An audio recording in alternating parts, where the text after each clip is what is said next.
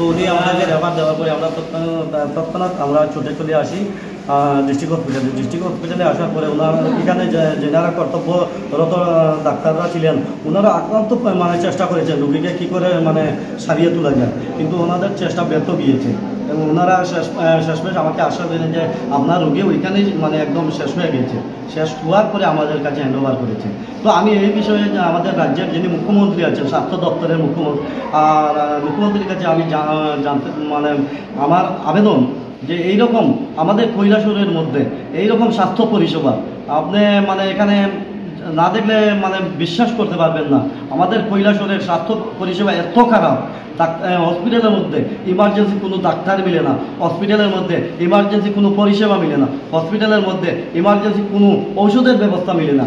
রাত্রে আমি এই 4টার সময় কোনো দোকান খোলা নেই, ফার্মেসি খোলা নেই, আমি যে একটা ইমার্জেন্সি ঔষধ নিয়ে আসবো এই ঔষধের জন্য এবং এই ব্লাডের জন্য আজকে আমার রুগী মারা গেছে, রুগী এবং রুগীর বাচ্চা মারা গেছে, মা বাচ্চা দুজনেই মারা গেছে। দুজনেই মারা গেছে। বাচ্চাটা তো আরজিএম হসপিটালে মারা গেছে আর মা ডিস্ট্রিক্ট হসপিটালে, এই ডিস্ট্রিক্ট হসপিটালে আসার পরে মারা গেছে। মায়ের নাম কি ছিল? মার নাম রবিনা বেগম।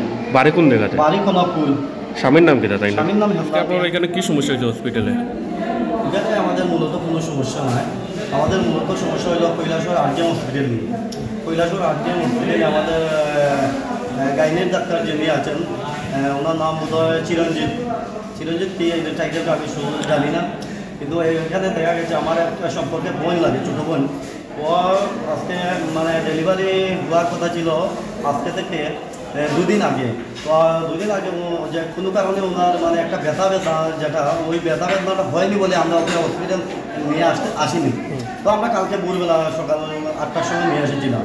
তো আসার পরে আমাদেরকে ডাক্তার সাহেব আশ্বাস দিয়েছেন যে ঠিক আছে আপনারা এসেছেন, আমি বলতে অ্যাডমিট করে নিচ্ছি, আপনারা অ্যাডমিট হয়ে যান। আর ওকে ওর যেহেতু ব্যথা বেদনা নাই, আমি ব্যথা বেদনার জন্য আমি স্যালাইন এবং ইনজেকশন লিখে দিচ্ছি, ওইগুলো দিয়ে দেন আপনারা। তো ডাক্তারবাবুর কথা সঙ্গে সঙ্গে আমরা ওই মানে ওষুধপত্র সব কিছু আনলাম, দিয়ে দিলাম। দেওয়ার পরে রাত্রে 12টার সময় আমাদের যিনি পেশেন্টের ব্যথা হয়, তো ব্যথা হওয়ার পরে রাত্রে 1:30টার সময় 1:30 মিনিটের সময় লেবার রুমে নার্সরা নিয়ে যায়, 2জন নার্স শুধু। হসপিটালের মধ্যে কোনো ডাক্তার কেউ ছিল না, 2জন নার্স নিয়ে গেছে। নেওয়ার পরে রাত্রে 1:30টার সময় ওকে লেবার রুমে ঢুকানো হয়েছিল। রাত্রে ভোর 4টার সময় ওকে আমাকে বলে ওরা যে ওর বাচ্চাটা মারা গিয়েছে। তো আমরা বললাম এতক্ষণ আপনারা মানে এইসব কিছু বললেন না, তো এখন রাত্রে 1:30টার সময় 4টার সময় আমাকে বললেন যে ওর বাচ্চাটা মারা গেছে। ঠিক আছে, এই নিয়ে ডাক্তারবাবুকে আমি জিজ্ঞেস মানে ফোন করার পরে উনি আসেন। আসার পরে আমি ওনাকে জিজ্ঞেস করার পরে উনি আমার দিকে মানে রাগান্বিত হয়ে উচ্ছৃঙ্খল কথাবার্তা বলেন। তো আমি ওনার সাথে কোনো খারাপ ব্যবহার না করে আমি ওনাকে মানে ভালো ব্যবহার মানে ভালো মতো আমি আমার মতন করে বুঝিয়ে বলেছি যে স্যার এরকম করলে তো হবে না, এখন আপনার দায়িত্ব শুধু আমার রোগীকে বাঁচানো, ওকে ভালোভাবে কীরকম স্টেটমেন্ট দেওয়া যায় সেই দায়িত্ব আপনি মানে দেখবেন।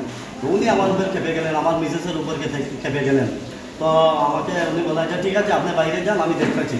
তো উনি আমাকে বাইরে বের করে দিলেন। দেওয়ার পরে উনি ভোর 5:30 মিনিটের সময় আমাকে বললেন যে তোমার রোগীকে এখানে মানে আমাদের পক্ষে স্টেটমেন্ট সম্ভব নয়, আমি ওনার রেফার লিখে দিচ্ছি, তুমি ওকে নিয়ে ডিস্ট্রিক্ট হসপিটালে চলে যাও। তো আমি ডাক্তারবাবুর কথায় তাড়াতাড়ি আমরা অ্যাম্বুলেন্সের সাথে কথা বলি।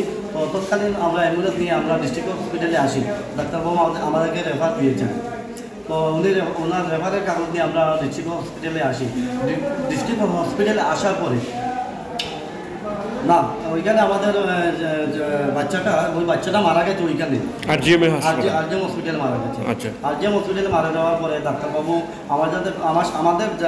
আমার সাথে আরও যারা আছিল ওনাদের সাথে খুব খারাপ আচরণ করেছে। প্লাস ওনার যে নার্স যে 2জন স্টাফ এবং আরেকজন স্টাফ উনি আমাদের সাথে খারাপ আচরণ করেছেন। তো ওনারা সবাই ঘুমিয়েছিলেন মানে ঘুমের মধ্যে। হ্যাঁ, আমি রাত্রে ওনাদেরকে যখন 4টা বাজে আমি ওনাদের সাথে যোগাযোগ করতে যাই, তখন আমি গিয়ে দেখি ওনারা সবাই ঘুমিয়ে। তো আমি ডাক্তারবাবুকে এই প্রশ্ন করার সাথে সাথে উনি আমার উপরে খেপে গেলেন।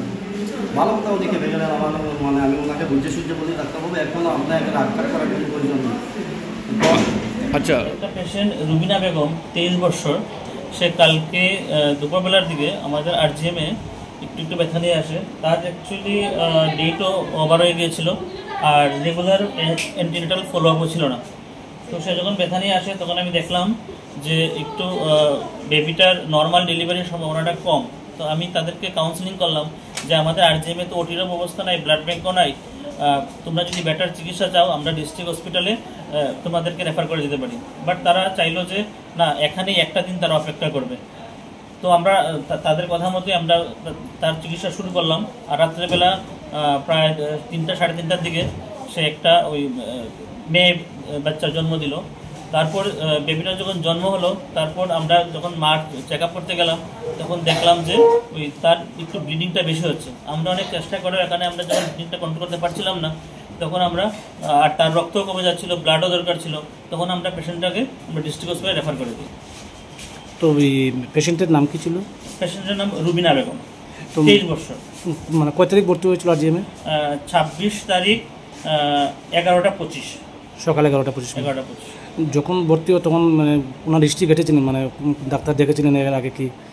না, সে তার রেগুলার অ্যান্টিনেটাল যেটা প্রেগনেন্সির আগে যেটা চেক আপ থাকে রেগুলার ছিল না। সে এন্টায়ার 9 মাসে শুধু দুবারই মানে ওই চেক আপের জন্য এসেছিল, তার কাছে রেকর্ড ছিল। তো regular sonography, regular blood test বেশ কিছু ছিল না। পেশেন্ট পার্টি অভিযোগ করছিল নাকি মানে যে ঘটনাটা ঘটেছে বা ওই ঘটনার সময় নাকি মানে ডাক্তারবাবু মানে আপনি ছিলেন না হাসপাতালে, এরকম কি কোন ঘটনা ঘটেছিল? না, আমি তো 24 আওয়ার্স কলে থাকি। তো আমি রাত্রেবেলা যখন আমি কল পেলাম সঙ্গে সঙ্গে আমি আসলাম। আর আমার on duty emergency medical officer হাসপাতালেই ছিল ওই সময়টাতে, ডাক্তারবাবু লেবার রুমেও ছিল। আরজিএম হাসপাতালে যখন আপনার মানে এই হাসপাতালে যখন আনা হয় বা এই হাসপাতালে যখন চিকিৎসা করাতে, এই আরজিএম হাসপাতালে কি ওটি কিংবা ব্লাড ব্যাঙ্ক নেই? না, আরজিএমে ব্লাড ব্যাঙ্ক আর ওটি এখনও হয়নি।